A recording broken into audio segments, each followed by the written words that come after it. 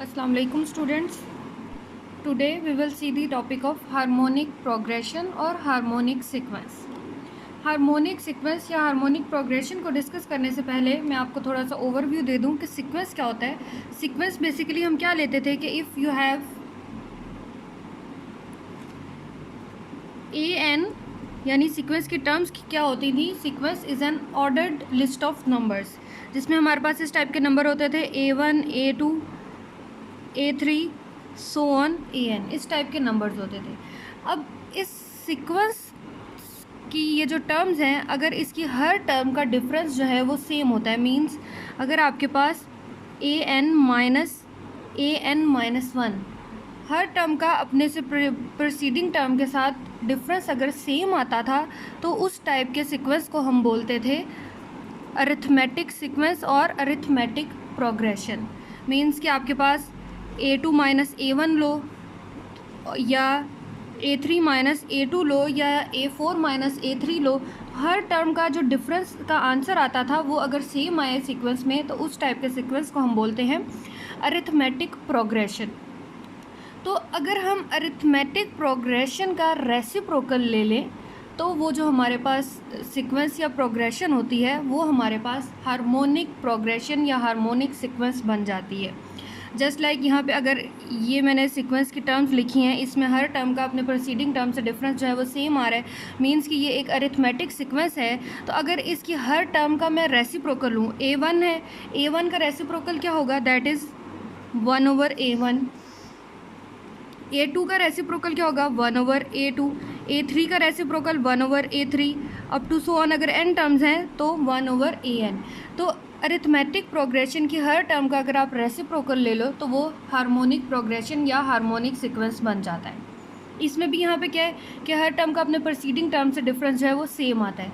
Means यहाँ पे आपके पास क्या होगा, 1/AN माइनस 1 माइनस 1/AN जो है वो डिफरेंस जो है इनका वो सेम आना चाहिए. अब इसकी फॉर्मल डेफिनेशन देख लें, यहाँ पे क्या लिखी हुई है. A sequence of numbers is called harmonic sequence or harmonic progression if the reciprocal of its terms are in arithmetic progression. ठीक है, यानी टर्म्स का आप रेसिप्रोकल हो वो अरिथमेटिक प्रोग्रेशन में हो. दिस सीक्वेंस, ये एक मैंने एग्जांपल लिखी है 1, 1/3, 1/5, 1/7. ये हमारे पास एक हार्मोनिक सीक्वेंस है. वो किस तरीके से हार्मोनिक सीक्वेंस है, क्योंकि अगर आप इसकी टर्म्स का रेसिप्रोकल लो तो वो हमारे पास अरिथमेटिक प्रोग्रेशन होगा.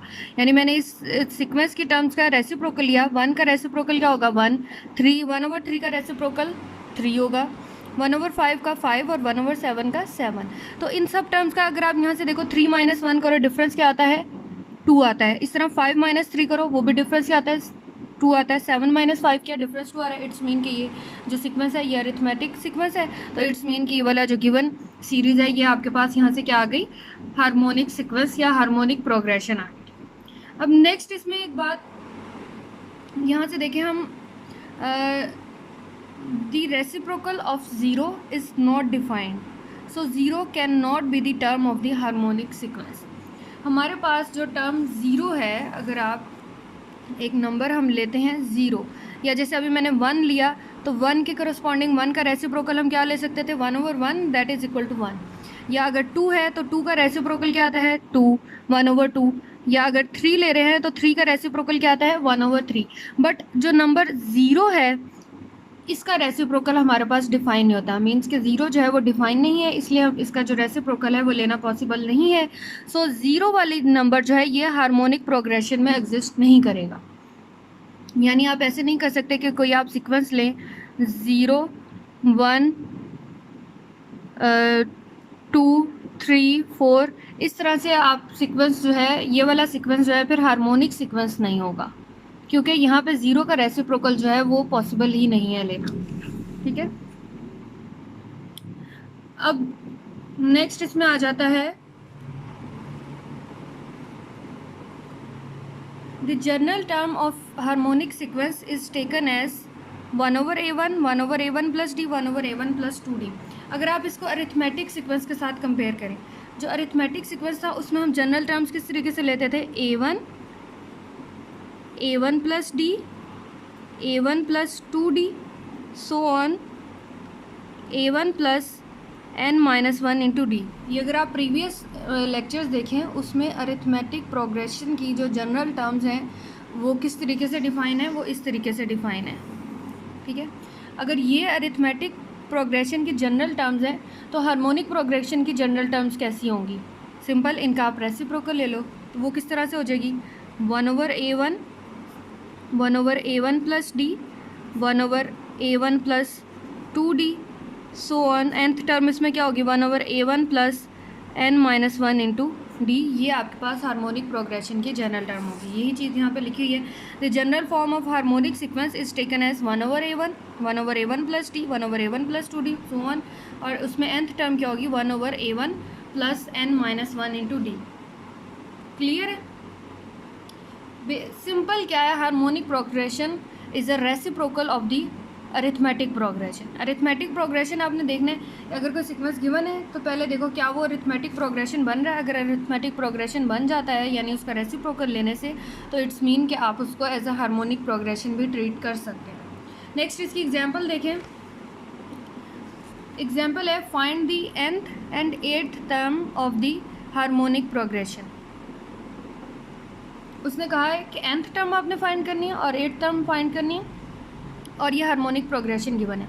सेम जैसे हम अरिथमेटिक प्रोग्रेशन में फाइंड करते थे टर्म्स, इस केस में भी वैसे ही फाइंड करेंगे। पहला स्टेप आपने क्या करना है कि इनका रेसिप्रोकल ले लो। 1/2 का रेसिप्रोकल क्या आएगा? 2। 1/5 का रेसिप्रोकल 5। 1/8 का रेसिप्रोकल क्या आएगा? 8 आएगा। पहले इसका अरिथमेटिक प्रोग्रेशन के अकॉर्डिंग हम इसकी nth टर्म कैलकुलेट करते हैं। nth टर्म कैलकुलेट करने के लिए ये वाला फॉर्मूला यूज़ होगा। ये अगर आपको ना याद हो तो यहाँ मैं लिख देती हूँ। an किसके इक्वल होता था? A1 plus n-1 into D, इसके इक्वल होता था। तो इस फॉर्मूले के अकॉर्डिंग हम an कैलकुलेट कर लेंगे। जब an हमारे पास आ जाएगा तो n की वैल्यू की जगह पे आप 8 पुट कर दो तो हमारे पास 8th टर्म आ जाएगी। अब यहाँ से पहले आप ये गिवन टर्म है 1/2, 1/5, 1/8, इसको मैंने अरिथमेटिक प्रोग्रेशन में कन्वर्ट किया है। तो यहाँ से देखें, the reciprocals of the terms of the sequence 1/2, 1/5, 1/8 are 2, 5, 8। अब ये अरिथमेटिक प्रोग्रेशन बन गया है। अब इसको सॉल्व करना इजी होगा। यहाँ से आप इसका डिफरेंस निकाल लें। A1 हमें पता है यहाँ पे क्या है, फर्स्ट टर्म इसकी क्या है? 2 है और डिफरेंस क्या आ गया? 5 - 2 लिया तो 3 आता है। 8 - 5 भी करो आप तो 3 आएगा। इट्स मीन कि इसका यहाँ पे आपके पास डिफरेंस क्या आ गया? ये 3 आ गया। और इसमें यहाँ से फर्स्ट टर्म क्या आ रही है? That is 2। अब फॉर्मूला में वैल्यू पुट कर दो। फॉर्मूला क्या है? an equal to A1 plus n-1 into D. तो यहाँ से आपके पास वैल्यूज़ पुट की, A1 की वैल्यू 2 और D की वैल्यू 3 पुट की, तो हमारे पास an क्या आ जाता है? That is 3n-1। an आ गया। यही बात हमें क्वेश्चन में पूछी गई थी, find the nth term. nth term हमने कैलकुलेट कर ली। अब हमने सेकंड क्या कैलकुलेट करना है? इसकी 8th टर्म कैलकुलेट करनी है। तो n की जगह पे 8 पुट कर दो तो आपके पास 8th टर्म आ जाएगी। यहाँ पे मैंने क्या किया? सब्स्टिट्यूटिंग n इक्वल टू 8 इन इस इक्वेशन 1 इक्वेशन में पुट कर दो या डायरेक्ट यहाँ इक्वेशन 2 में पुट कर दो तो आपके पास जो है सेम ही आंसर आएगा। अच्छा, यहाँ से देखो an इक्वल टू 3n-1 आया है। ये आपके पास टर्म आई है, nth टर्म आई है अरिथमेटिक प्रोग्रेशन की, जबकि हमें कैलकुलेट क्या करना है? हार्मोनिक प्रोग्रेशन की nth टर्म कैलकुलेट करनी है। तो अरिथमेटिक प्रोग्रेशन की nth टर्म का आप रेसिप्रोकल ले लो तो आपके पास हार्मोनिक प्रोग्रेशन की nth टर्म आ जाएगी। an इक्वल टू दिस था तो 1/an किसके इक्वल आ गया? ये आपके पास टर्म आई है, हार्मोनिक प्रोग्रेशन की nth टर्म आ गई। ठीक है। अब यहाँ से देखो, अगर हम n की वैल्यू 8 पुट करते हैं, इक्वेशन 1 में पुट कर दो। इक्वेशन 1 में पुट करने के बाद अगेन उसका रेसिप्रोकल ले लो, या अगर आप इक्वेशन 2 में डायरेक्ट ही पुट कर सकते हैं। ठीक है। तो मैंने यहाँ पे क्या किया? पहले इक्वेशन 1 में पुट किया वैल्यू, n की वैल्यू 8 पुट की है तो यहाँ से 8 किसके इक्वल आ गया? 23 के। अब रेसिप्रोकल ले लो तो 1/8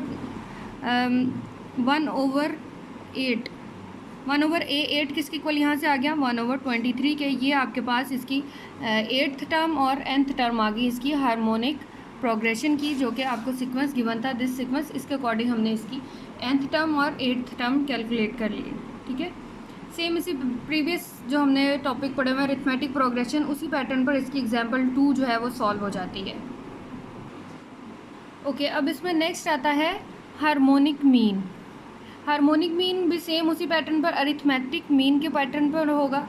अरिथमेटिक मीन में हम क्या करते थे कि अगर आपके पास कोई भी एक नंबर है ए, वो ए और बी का, यानी इस ए और बी के दरमियान में जो अरिथमेटिक मीन है उसको अगर हम ए से शो करते थे तो हमारे पास ए किसके इक्वल होता था, that is A plus B over 2, ठीक है।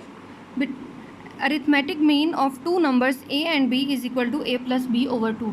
तो सेम इसी पैटर्न पर हम इसका हार्मोनिक मीन कैलकुलेट करेंगे, यानी कि अगर आपके पास इस फॉर्म में नंबर आ जाते हैं 1 over A and 1 over B, then 1 over A will be the harmonic mean of 1 over A and 1 over B. इसको किस तरीके से लिखते हैं, यहाँ से आप देखो द नंबर एज, अब यहाँ पे इसने हार्मोनिक मीन के लिए एज का वर्ड यूज़ किया। यहाँ पे हम ए ले रहे थे ना अरिथमेटिक मीन में, अगर हार्मोनिक मीन लेंगे तो यहाँ पे एज से इसको शो करेंगे। A number H is said to be the harmonic mean between two numbers A and B if A H B are in harmonic progression, ठीक है। अगर ए एच बी जो है, ये वाले जो सीक्वेंस बन रहा है, ये अगर हार्मोनिक प्रोग्रेशन होगा, फिर हम बोलेंगे कि ये जो एच है that is the harmonic mean between these two numbers A and B. तो हार्मोनिक मीन को लिखते कैसे हैं, if A B are two numbers and H be their harmonic mean, then 1 over A 1 over H 1 over B are in harmonic progression.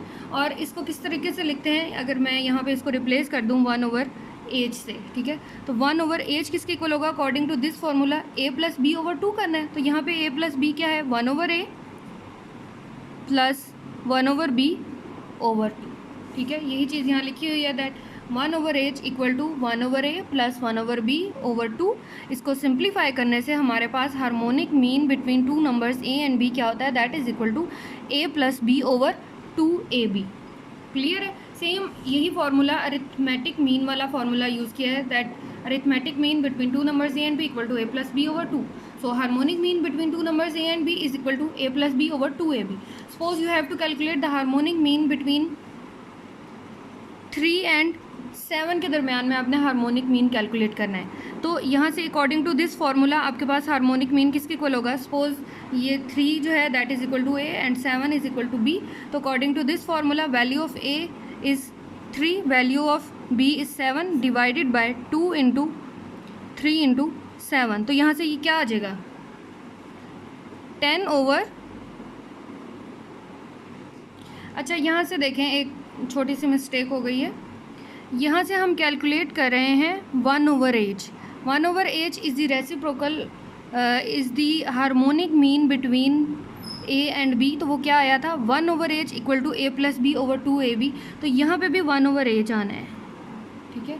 तो 1 over H इसके equal आया, means यहाँ से हम इम्प्लाई कर सकते हैं that H is equal to, again इसका रेसिप्रोकल ले लो, H is equal to 2ab over A plus B, that is the harmonic mean between A and B, ठीक है। इस बात को नोट कर ले कि 1 ओवर एज इक्वल है ए प्लस बी ओवर 2ab के, और जो हार्मोनिक मीन यहाँ से इसका रेसिप्रोकल लिया तो वो आ गया 2ab over A plus B, ठीक है। तो अब यहाँ से 3 और 7 का अगर हमने कैलकुलेट करना है हार्मोनिक मीन, तो इस फॉर्मूले में वैल्यूज़ पुट करेंगे, ठीक है। तो यहाँ से एज किसके इक्वल आ जाएगा, H equal to 2ab 2 into 3 into 7 divided by A plus B 3 plus 7। तो यहाँ से क्या आ गया, 2 into 21 over 10 and that is equal to 21 over 5। ये आपके पास इसका रिक्वायर्ड हार्मोनिक मीन आ जाता है between two numbers. Harmonic mean of 3 and 7 is 21 over 7। Same इसी पैटर्न पर आप 8 और 10 का हार्मोनिक मीन भी कैलकुलेट कर सकते हैं, ठीक है। या आपने खुद से कैलकुलेट करना है, या आप 21 और 27 इनका हार्मोनिक मीन कैलकुलेट करो, 4 एंड 6 का हार्मोनिक मीन कैलकुलेट करो, 10 एंड 15 का हार्मोनिक मीन कैलकुलेट करो, ठीक है। ये डिफरेंट एग्जांपल्स हैं, इनका आप इस फार्मूले में वैल्यूज़ पुट करके H equal to 2ab over A plus B जो है इस फार्मूले में वैल्यूज़ पुट करके इसका हार्मोनिक मीन कैलकुलेट कर सकते हैं। होपफुली आप लोगों को लेक्चर समझ आ गया हो गया, ठीक है। अब नेक्स्ट इसमें जो टॉपिक है वो एन हार्मोनिक मीन्स का है। तो जितना टॉपिक क्लियर हो गया है इसके अकॉर्डिंग आपने इसकी ये जो मैंने एग्जांपल्स आपको दी हैं कि इसका हार्मोनिक मीन आपने कैलकुलेट करना है। होपफुली ये वीडियो आपके लिए हेल्पफुल होगी। अगर आपको ये वीडियो समझ आती है तो मुझे जो यहाँ मेरा लिंक है यूट्यूब का, इसके ऊपर वीडियो को लाइक करो और ज़्यादा से ज़्यादा इसको जो है ना वो सारे स्टूडेंट सब्सक्राइब कर लें, ताकि नेक्स्ट जो मैं अभी वीडियो अपलोड करूँ तो वो आप लोगों के लिए हेल्पफुल हो और फ़ौरन आप लोगों को उसका नोटिफिकेशन आ जाए। ठीक है, तो इस चैनल को लाइक, सब्सक्राइब और शेयर ज़रूर कर देना। ठीक है, फर्स्ट टाइम कह रही हूँ, कर देना। Okay, thank you so much.